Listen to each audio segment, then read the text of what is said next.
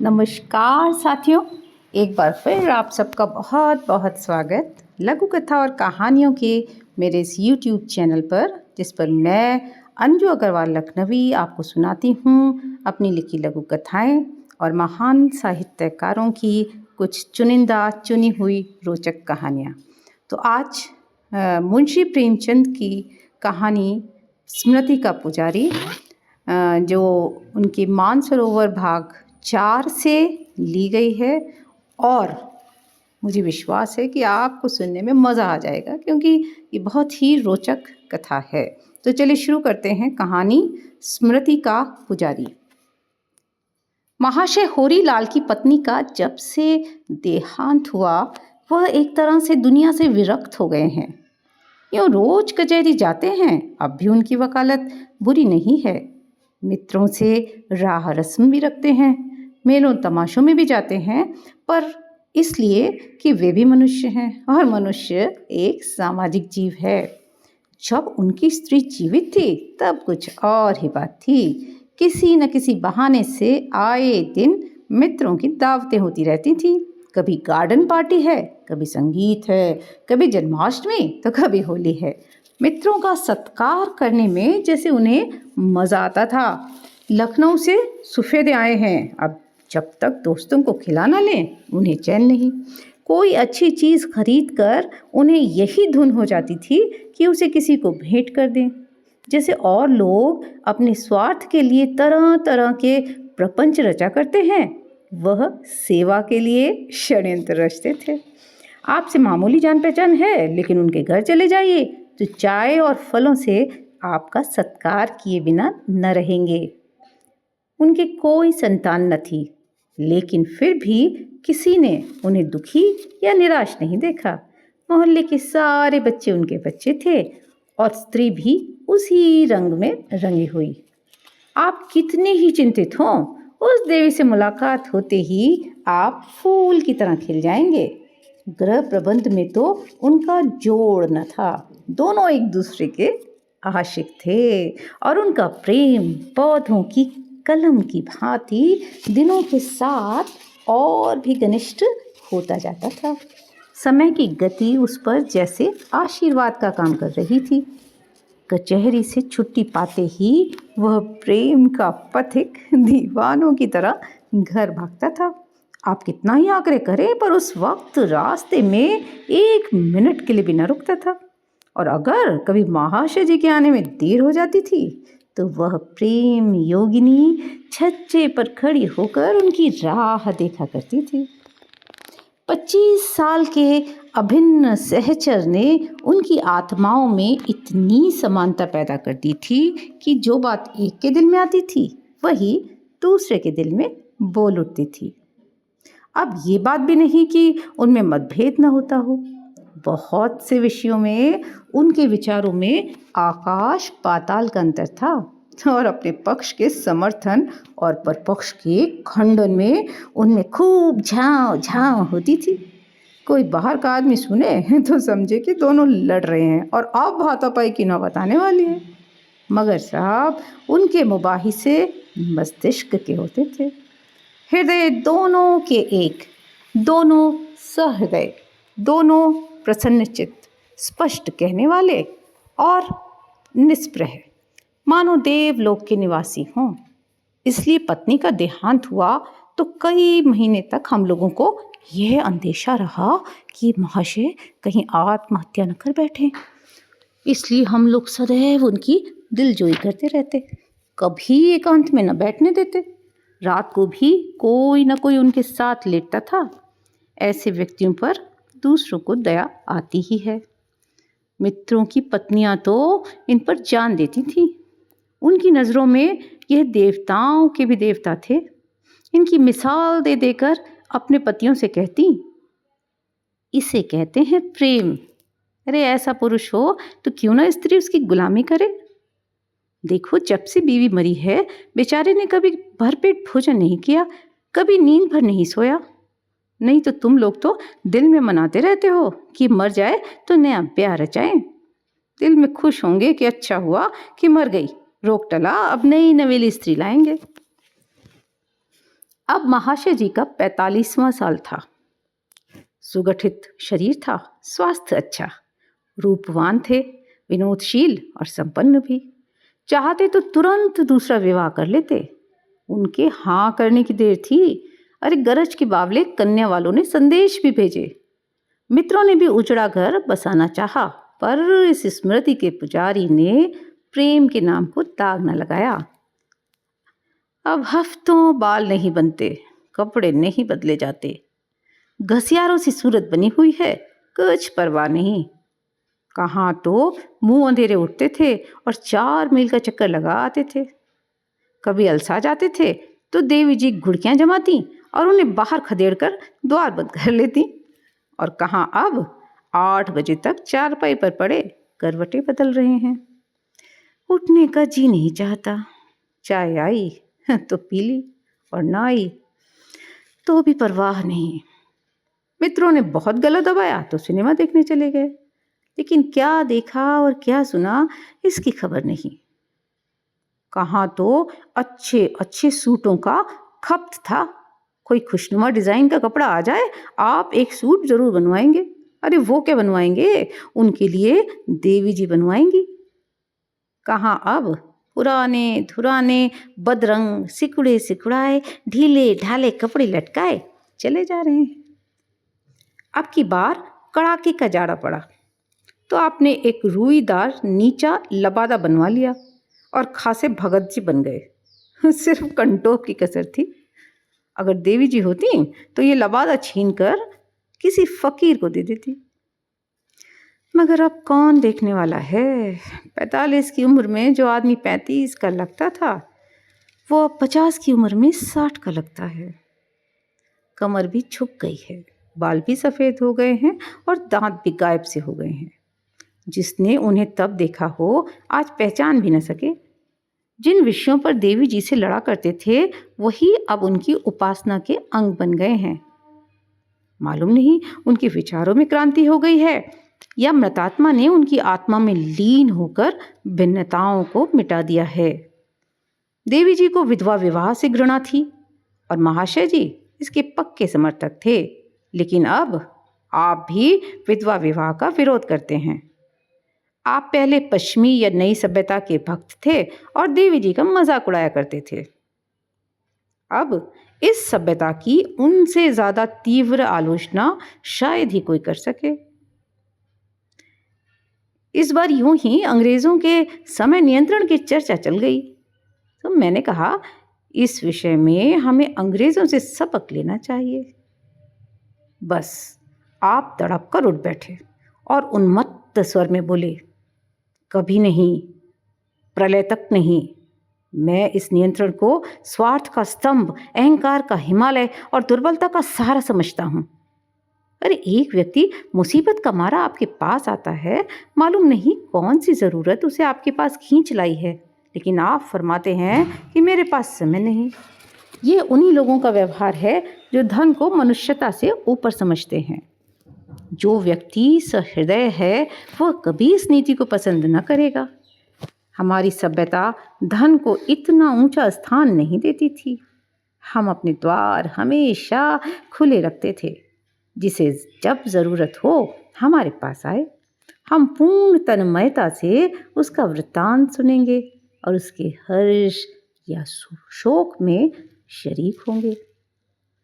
ये अच्छी सभ्यता है। अरे जिस सभ्यता की आत्मा स्वार्थ हो वो सभ्यता नहीं है, संसार के लिए अभिशाप है, समाज के लिए विपत्ति है।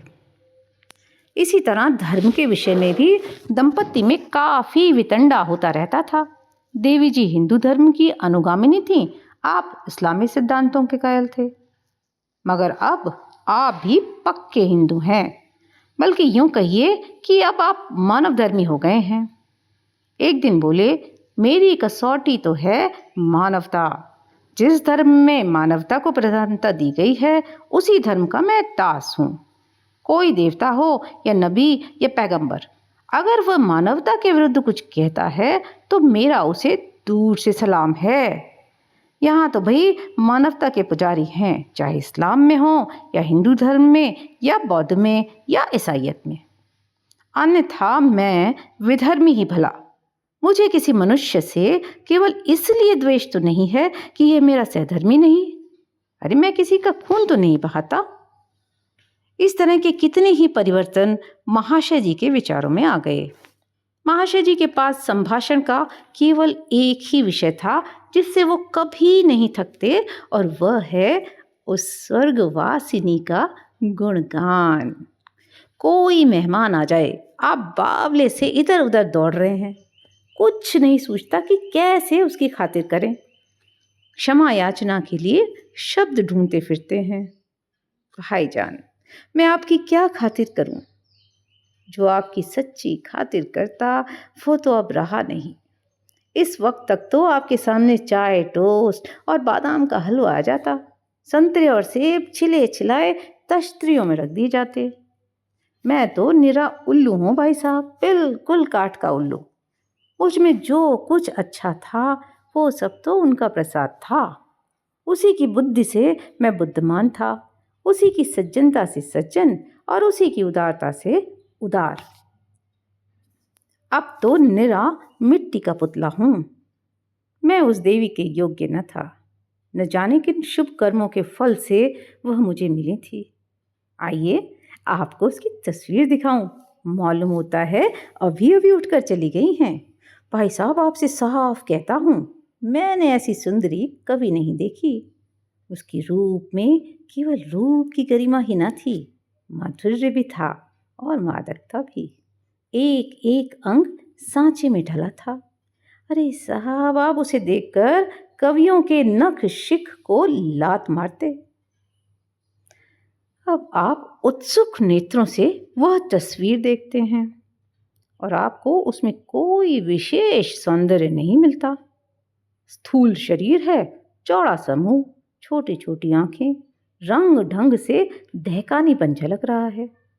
उस तस्वीर की खूबियां कुछ इस अनुराग और इस आडंबर से बयान किए जाते हैं कि आपको सचमुच इस चित्र में सौंदर्य का आभास होने लगता है। इस गुणानुवाद में कितना समय बीत जाता है, वही महाशय जी के जीवन के आनंद की घड़ियां हैं। इतनी ही देर वो जीवित रहते हैं।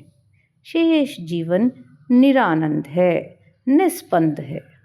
पहले कुछ दिनों तक तो मैं हवा खाने जबरदस्ती ठेल ठाल कर उन्हें ले जाता रहा, लेकिन रोज आधे घंटे तक उनका इंतजार करना पड़ता था और आधा मील में ही हिम्मत हार कर लौट चलने का तकाजा करने लगते। आखिर मैंने उन्हें साथ ले जाना छोड़ दिया। तब से उनकी चहलकदमी 40 कदम की रह गई है। सैर क्या है, बेकार है, और वह भी इसलिए कि देवी जी के सामने उनका ये नियम था। एक दिन उनके द्वार के सामने से निकला तो देखा कि ऊपर की खिड़कियां जो बरसों से बंद पड़ी थीं, खुली हुई हैं। अचरज हुआ। द्वार पर नौकर बैठा नारियल पी रहा था। उससे पूछा तो मालूम हुआ कि आप घूमने गए हैं। मुझे मीठा विस्मय हुआ। आज ये नई बात क्यों? इतने सवेरे तो ये कभी नहीं उठते। जिस तरफ वो गए थे उधर ही मैंने भी कदम बढ़ाए। इधर एक हफ्ते के लिए मैं एक नेवते में चला गया था। इस बीच ये क्या काया पलट हो गई? जरूर कोई ना कोई रहस्य है। और भला आदमी इतनी देर में कितनी दूर निकल गया? 2 मील तक कहीं पता नहीं। यहाँ तो किसी से उनकी मुलाकात भी नहीं है जहाँ ठहर गए हों। अब मुझे कुछ चिंता भी हो रही थी, कहीं कुएं में तो नहीं कूद पड़े। मैं लौटने ही वाला था कि आप लौटते हुए नजर आए। चित्त शांत हुआ। आज तो कीड़ा ही और था। बाल नए फैशन से कटे हुए, मूछें साफ, दाढ़ी चिकनी, चेहरा खिला हुआ, चाल में चपलता, सूट पुराना पर प्रेस किया हुआ और बूट पर ताजा पॉलिश। मुझे देखते ही लपक कर हाथ मिलाया और बोले, आज कई दिन के बाद मिले, कहीं गए थे क्या? मैंने अपनी गैर हाजिरी का कारण बताकर कहा, यार मैं डरता हूँ आज तुम्हें नजर न लग जाए। अब मैं नित्य तुम्हारे साथ घूमने आया करूँगा। आज बहुत दिनों के बाद तुमने ये आदमी का चोला धारण किया है। झेप कर बोले, नहीं भाई, मुझे अकेला ही रहने दो। अब तुम लगोगे दौड़ने और ऊपर से घुड़कियाँ जमाओगे। मैं तो अपना हौले हौले चला जाता हूँ, जब थक जाता हूँ कहीं बैठ लेता हूँ। अब मेरा तुम्हारा क्या साथ। अरे ये दशा तो तुम्हारी 1 सप्ताह पहले न थी, आज तो तुम बिल्कुल अप टू डेट हो। इस चाल से तो शायद मैं तुमसे पीछे ही रहूँगा। तुम तो मुझे बनाने लगे। मैं कल से तुम्हारे साथ घूमने आऊँगा, मेरा इंतज़ार करना। नहीं भाई, मुझे दिख ना करो। मैं आजकल बहुत सवेरे उठ जाता हूँ, रात को नींद नहीं आती, सोचता हूँ टहल ही आऊँ। तो मेरे साथ क्यों परेशान होगे। मेरा विस्मय अब बढ़ता ही जा रहा था। ये महाशय हमेशा मेरे पैरों पड़ते रहते थे कि मुझे भी साथ ले लिया करो। जब मैंने इनकी मंथरता से हार कर इनका साथ छोड़ दिया तब इन्हें बड़ा दुख हुआ। तो एक बार मुझसे शिकायत भी की, हाँ भाई अब क्यों साथ दोगे, अभागों का साथ किसने दिया है, या तुम कोई नई रीत निकालोगे। ज़माने का दस्तूर है, जो लंगड़ाता हो उसे धकेल दो, जो बीमार हो उसे जहर दे दो। और वही आदमी आज मुझसे पीछा छुड़ा रहा है। यह क्या रहस्य है। ये चपलता, प्रसन्नता और सजीवता कहाँ से आ गई। कहीं आपने बंदर की गिल्टी तो नहीं लगवा ली।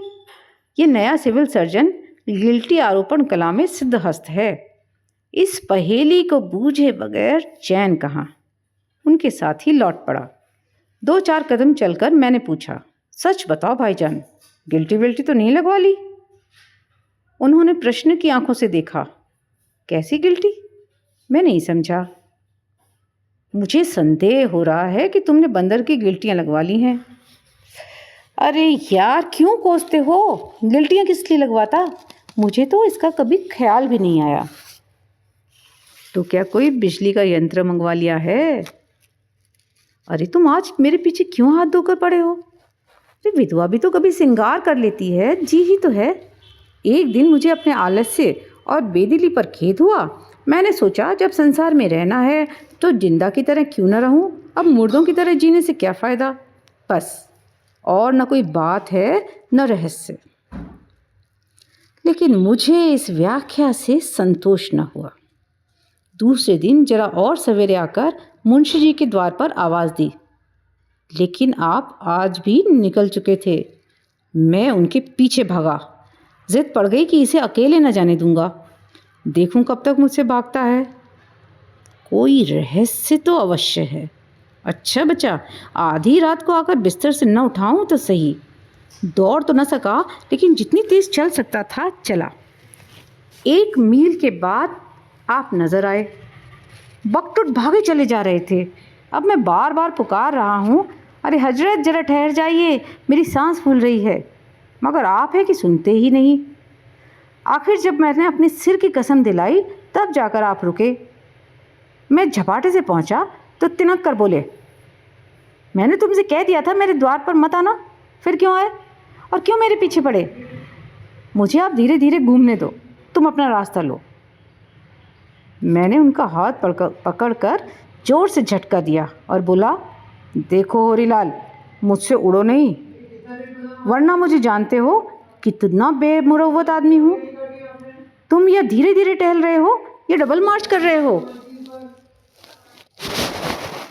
मेरी पिंडलियों में दर्द होने लगा और पसलियाँ दुख रही हैं।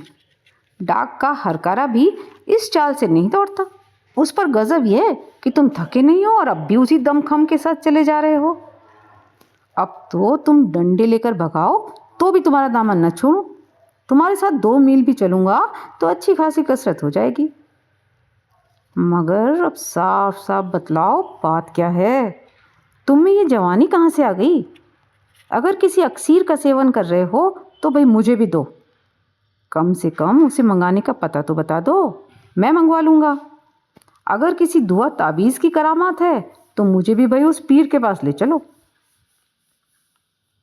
अब वो मुस्कुरा कर बोले, तुम तो पागल हो, झूठ मूठ मुझे दिख कर रहे हो। बूढ़े हो गए मगर लड़कपन न गया। क्या तुम चाहते हो कि मैं हमेशा उसी तरह मुर्दा पड़ा रहूं। इतना भी तुमसे नहीं देखा जाता। तब तो तुम्हारे मिजाज ही न मिलते थे। कितनी चिरौरी की कि भाईजान मुझ बकवे को भी साथ ले लिया करो, मगर आप नखरे दिखाने लगे। आप क्यों मेरे पीछे पड़े हो? ये समझ लो, जो अपनी मदद आप करता है उसकी मदद परमात्मा भी करते हैं। मित्रों और बंधुओं की मुरव्वत देख ली, अब अपने बूते पर चलूँगा। वह इसी तरह मुझे कोसते जा रहे थे और मैं उन्हें छेड़ छेड़ कर और भी उत्तेजित कर रहा था कि एकाएक उन्होंने उंगली मुंह पर रखकर मुझे चुप रहने का इशारा किया। जरा कद और सीधा करके और चेहरे पर प्रसन्नता और पुरुषार्थ का रंग भर मस्तानी चाल से चलने लगे। मेरी समझ में जरा भी ना आया कि ये संकेत और बहुरूप किस लिए। वहाँ तो कोई दूसरा था भी नहीं। हाँ, सामने से एक स्त्री चली आ रही थी, मगर उसके सामने इस पर्देदार की क्या ज़रूरत? मैंने तो उसे कभी देखा भी ना था। आसमानी रंग की रेशमी साड़ी जिस पर पीला लेस टंका था, उस पर खूब खिल रही थी। रूपवती कदापि न थी, मगर रूप से ज़्यादा मोहक थी उसकी सरलता और प्रसन्नता। एक बहुत ही मामूली शक्ल सूरत की औरत इतनी नयनाभिराम भी हो सकती है, यह मैं न समझ सकता था। उसने होरीलाल के बराबर आकर नमस्कार किया। होरीलाल ने जवाब में सिर तो झुका दिया, मगर बिना कुछ बोले आगे बढ़ना चाहते थे कि उसने कोयल के स्वर में कहा, क्या अब लौटिएगा नहीं? आप अपनी सीमा से आगे बढ़े जा रहे हैं। और हाँ, आज तो आपने मुझे देवी जी की तस्वीर देने का वादा किया था ना, शायद भूल गए। आपके साथ चलूं? महाशय जी कुछ ऐसे बौखलाए हुए थे कि मामूली शिष्टाचार भी न कर सके। यूँ वह बड़े ही भद्र पुरुष हैं और शिष्टाचार में निपुण भी, लेकिन इस वक्त जैसे उनके हाथ पांव फूले हुए थे। एक कदम और आगे बढ़कर बोले, आप क्षमा कीजिएगा, मैं एक काम से जा रहा हूँ। महिला ने कुछ चिढ़ा कर कहा, आप तो जैसे भागे जा रहे हैं, मुझे तस्वीर दीजिएगा या नहीं? महाशय जी ने मेरी ओर कुपित नेत्रों से देखकर कहा, तलाश करूंगा। सुंदरी ने शिकायत के स्वर में कहा, आपने तो फरमाया था कि वो हमेशा आपकी मेज पर रहती है, और अब आप कहते हैं तलाश करूंगा। आपकी तबीयत तो अच्छी है। जब से आपने उनका चरित्र सुनाया है, मैं उनके दर्शनों के लिए व्याकुल हो रही हूँ। अगर आप यूं ना देंगे तो मैं आपकी मेज पर से उठा लाऊंगी। मेरी ओर देखकर वो बोली, आप मेरी मदद कीजिएगा महाशय। यद्यपि मैं जानती हूँ कि आप इनके मित्र हैं और इनके साथ दगा न करेंगे। आपको ताज्जुब हो रहा होगा कि ये कौन औरत महाशय जी से इतनी निसंकोच होकर बातें कर रही है। इनसे पहली बार मेरा परिचय सब्जी मंडी में हुआ था। मैं शाक भाजी खरीदने गई हुई थी। अपनी भाजी मैं खुद लाती हूँ। जिस चीज़ पर जीवन का आधार है उसे नौकरों के हाथ नहीं छोड़ना चाहती। भाजी लेकर मैंने दाम लेने के लिए रुपया निकाला तो कुंजड़े ने उसे टंकार कर कहा, 200 रुपया दो, ये खोटा है। अब मैंने जो कुछ टंकारा तो मालूम हुआ कि सचमुच कुछ ठस है। अब क्या करूं? मेरे पास दूसरा रुपया न था। यद्यपि इस तरह के कटु अनुभव मुझे कई बार हो चुके हैं, मगर घर से रुपया लेकर चलते वक्त मुझे उसे परख लेने की याद नहीं रहती। न किसी से लेती बार ही परखती हूँ। इस वक्त मेरे संदूक में ज़्यादा नहीं तो 20-25 खोटे रुपए पड़े होंगे और रेज़गारियाँ तो सैकड़ों की होंगी। मेरे लिए अब इसके सिवा दूसरा उपाय न था कि भाजी लौटाकर खाली हाथ चली जाऊं। संयोग से महाशय जी उसी दुकान पर भाजी लेने आए थे। मुझे इस विपत्ति में देखकर आपने तुरंत 1 रुपया निकालकर दे दिया। महाशय जी ने बात काट कर कहा, अरे तो इस वक्त आप ये सारी कथा क्यों सुना रही हैं? हम दोनों एक ज़रूरी काम से जा रहे हैं, व्यर्थ में देर हो रही है। उन्होंने मेरा हाथ पकड़कर अपनी ओर खींचा। मुझे उनकी ये अभद्रता बुरी लगी। कुछ कुछ इसका रहस्य भी समझ में आ गया। बोला, अरे तो आप जाइए, मुझे ऐसा कोई ज़रूरी काम नहीं है। मैं भी अब लौटना चाहता हूँ। महाशय जी ने दांत पीसे। अगर वो सुंदरी वहाँ न होती तो न जाने मेरी क्या दुर्दशा करते। एक क्षण मेरी ओर अग्नि भरे नेत्रों से ताकते रहे, मानो कह रहे हों, अच्छा इसका मजा न चखाया तो कहना, और चल दिए।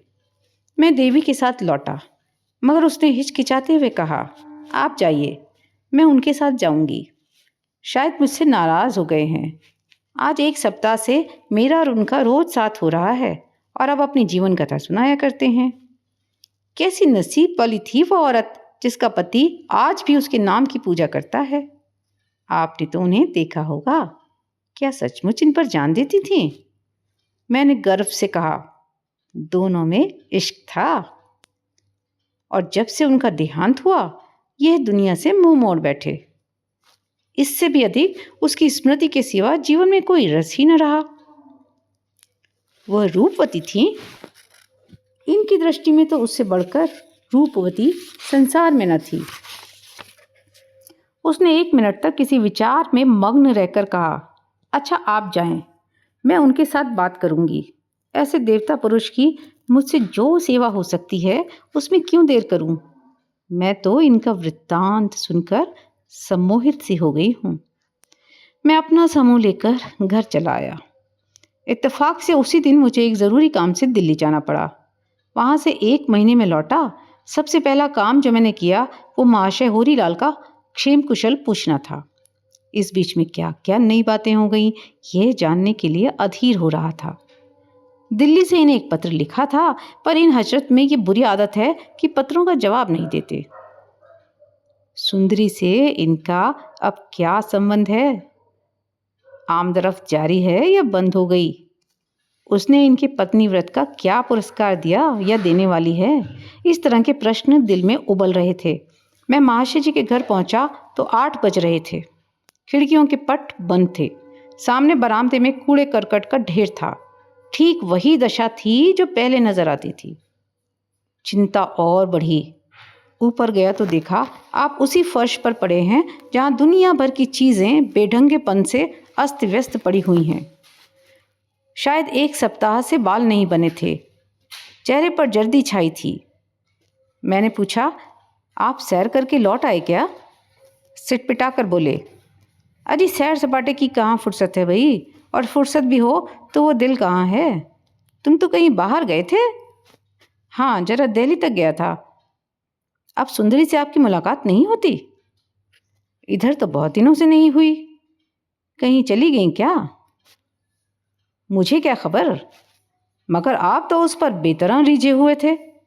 मैं उस पर रीझा था? आप सनक तो नहीं गए हैं? जिस पर रीझा था जब उसी ने साथ न दिया तो अब दूसरों पर क्या रीझूंगा? मैंने बैठकर उसकी गर्दन में हाथ डाल दिया और धमका कर बोला, देखो होरीलाल, मुझे चकमा न दो। पहले मैं तुम्हें जरूर व्रतधारी समझता था, लेकिन तुम्हारी वो रसिकता देखकर, जिसका दौरा तुम्हारे ऊपर 1 महीना पहले हुआ था, मैं ये नहीं मान सकता कि तुमने अपनी अभिलाषाओं को सदा के लिए दफन कर दिया है। इस बीच में जो कुछ हुआ है उसका पूरा पूरा वृत्तांत मुझे सुनाना पड़ेगा। होरीलाल की आंखें सजल हो गईं। हिचक हिचक कर बोले, मेरे साथ इतना बड़ा अन्याय मत करो भाईजान। अगर तुम ही मुझ पर ऐसे संदेह करने लगोगे तो मैं कहीं का न रहूँगा। उस स्त्री का नाम मिस इंदिरा है। यहाँ जो लड़कियों का हाई स्कूल है उसी की हेड मिस्ट्रेस होकर आई हैं। मेरा उससे कैसे परिचय हुआ ये तो तुम्हें मालूम ही है। उसकी सहृदयता ने मुझे उसका प्रेमी बना दिया। इस उम्र में और शौक का यह भार सिर पर रखे हुए सहृदयता के सिवा मुझे उसकी और कौन सी चीज़ खींच सकती थी? मैं केवल अपनी मनोव्यथा की कहानी सुनाने के लिए नित्य विरहियों की उमंग के साथ उनके पास जाता था। वह रूपवती हैं, खुश मिजाज हैं, दूसरों का दुख समझती हैं और स्वभाव की भी बहुत कोमल हैं। लेकिन तुम्हारी भाभी से उसकी क्या तुलना? वह तो स्वर्ग की देवी थी। अब तो मैं उसी प्रतिमा का उपासक हूँ जो मेरे हृदय में है। किसी हमदर्द की सूरत देखता हूँ तो निहाल हो जाता हूँ और अपनी दुख कथा सुनाने दौड़ता हूँ। बस यही मेरी दुर्बलता है। किसी न किसी को दिल की लगी सुनाए बगैर मुझसे रहा नहीं जाता। ऐसा मालूम होता है मेरा दम घुट जाएगा। इसीलिए जब मिस इंदिरा की मुझ पर दया दृष्टि हुई तो मैंने इसे दैवीय अनुरोध समझा और उस धुन में जो मेरे मित्र वर्ग दुर्भाग्यवश उन्माद समझते हैं वह सब कुछ कह गया जो मेरे मन में था और है और मरते दम तक रहेगा। उन शुभ दिनों की याद कैसे भुला दूं? मेरे लिए तो वह अतीत वर्तमान से भी ज़्यादा सजीव और प्रत्यक्ष है।